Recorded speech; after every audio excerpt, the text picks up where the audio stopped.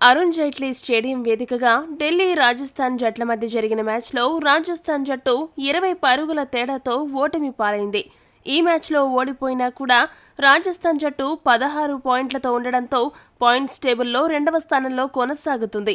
ఇక ఈ గెలుపుతో ఢిల్లీ జట్టు ఒక్కసారిగా 12 పాయింట్లు సాధించి ప్లే ఆఫ్స్ రేసులోకి దూసుకొచ్చింది. అదే సమయంలో ఈ మ్యాచ్లో ఢిల్లీ గెలవడంతో royal challengers Bengaluru play off అవకాశాలు పూర్తిగా మూసుకుపోయాయి. బెంగళూరు జట్టు ఇప్పటి నుండి ప్రతి మ్యాచ్ గెలిచినా కూడా ప్లే ఆఫ్స్కు చేరడం అసాధ్యం. ఈ మ్యాచ్లో ఢిల్లీ గెలుపు బెంగళూరు అభిమానులకు చేదువార్తనే చెప్పాలి. ఒక భీకర యుద్ధం జరుగుతున్నప్పుడు ఒక సైన్యంలోని ఆర్మీ కమాండర్ ఎదుటి సైన్యంపై ఒంటరి పోరాటం చేస్తున్నప్పుడు న్యాయం చెప్పాల్సిన న్యాయ నిర్ణేతలు ఒంటరి పోరాటం చేస్తున్న ఆర్మీ కమాండర్ను లేపేశారంట. ఈరోజు మ్యాచ్లో సంజు సామ్సన్ పరిస్థితి కూడా ఆ ఆర్మీ కమాండర్ లాగానే తయారైంది. రాజస్థాన్ బ్యాట్స్మెన్ అందరిలో కల్లా సూపర్ ఫామ్లో ఉన్నాడు. ఈ రోజు మ్యాచ్లో అద్భుతంగా బ్యాటింగ్ చేస్తూ ఒంటరి పోరాటం చేస్తున్న సంజు సామ్సన్కు న్యాయం చేయాల్సిన థర్డ్ అంపైర్ అన్యాయం చేశాడు. సూపర్ బ్యాటింగ్తో దూసుకెళ్తున్న సంజు సామ్సన్ ఈ మ్యాచ్లో రాజస్థాన్ను ఖచ్చితంగా గెలిపించేలా కనపడ్డాడు. కీలక దశలో ముఖేష్ కుమార్ బౌలింగ్లో భారీ షాట్కు ప్రయత్నించాడు. అయితే ఆ సమయంలో బౌండరీ దగ్గర ఫీల్డింగ్ చేస్తున్న షై హోప్ పరిగెత్తుకుంటూ వచ్చి బౌండరీ లైన్ వద్ద క్యాచ్ పట్టుకున్నాడు. అయితే రీప్లేలో హోప్ క్యాచ్ పడుతున్నప్పుడు అతని కాలు బౌండరీ లైన్కి టచ్ అయినట్టు స్పష్టంగా కనపడుతుంది. అయినప్పటికీ థర్డ్ అంపైర్ అవుట్ ఇవ్వడంతో సంజు సామ్సన్ పెవిలియన్ చేరాడు. దీంతో రాజస్థాన్ గెలుపు ఆశలు అన్నీ కూడా ఆవిరైపోయాయి. ఈ మ్యాచ్లో రాజస్థాన్ జట్టు ఓడిపోయిందని చెప్పడం కంటే రాజస్థాన్ జట్టును దగ్గరుండి థర్డ్ అంపైర్ ఓడించాడని చెప్పవచ్చు. ఈ రోజు మ్యాచ్లో సంజు అవుటా నాట్ అవుటా మీ అభిప్రాయాన్ని కామెంట్ చేయండి. ఇక సంజు సామ్సన్ అవుట్ అయినప్పుడు గ్యాలరీలో ఉన్న ఢిల్లీ జట్టు యజమాని పార్థ్ జిందాల్ చిల్లర బిహేవియర్తో రెచ్చిపోయాడు. సంజు వైపు చెయ్యి చూపిస్తూ గట్టిగా అరుస్తూ అవసరం లేని అనవసరమైన ఓవర్ యాక్షన్ చేశాడు. ఒక జట్టు యజమాని ఇంత దరిద్రంగా వ్యవహరించడంపై అభిమానులు మాత్రం చీకొడుతున్నారు. రాజస్థాన్ జట్టు ఓడిపోవడానికి ఆ జట్టు చేసిన తప్పిదాలు కూడా ప్రధాన కారణమని చెప్పవచ్చు. రాజస్థాన్ కీలక బ్యాట్స్మెన్ బట్లర్ అలానే రియాన్ పరాగ్ ఈరోజు మ్యాచ్లో ఎందుకో చాలా నెమ్మదిగా ఆడారు. వాళ్ళిద్దరూ అంత నెమ్మదిగా ఆడడం కూడా రాజస్థాన్ గెలుపుపై తీవ్ర ప్రభావం చూపించింది. అదే సమయంలో ఈ మ్యాచ్లో రాజస్థాన్ జట్టు ప్రయోగాలు చేయాలని డిసైడ్ అయింది.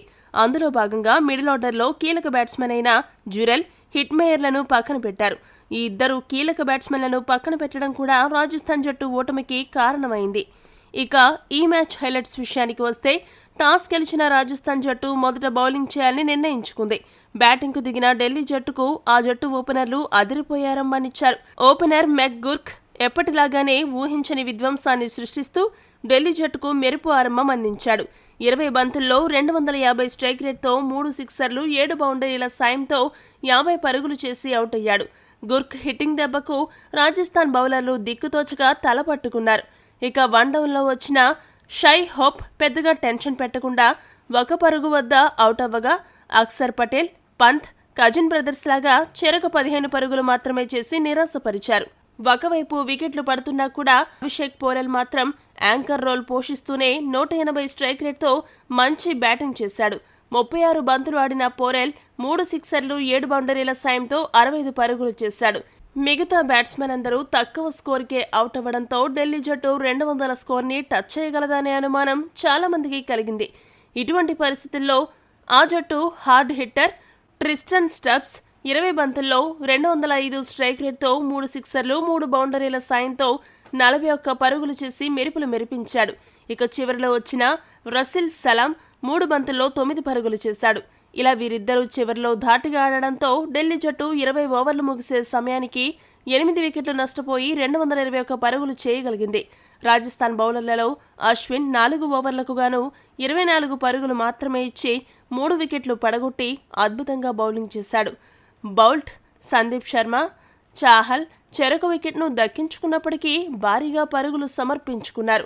222 పరుగుల భారీ విజయ లక్ష్యంతో బరిలోకి దిగిన రాజస్థాన్ జట్టుకు ఆశించినంత గొప్ప ఆరంభమైతే లభించలేదు.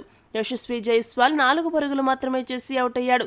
ఇటువంటి పరిస్థితుల్లో జోస్ బట్లర్, సంజు సామ్సన్ ఇద్దరూ కలిసి 2వ వికెట్కు 63 పరుగుల భాగస్వామ్యాన్ని నెలకొల్పారు.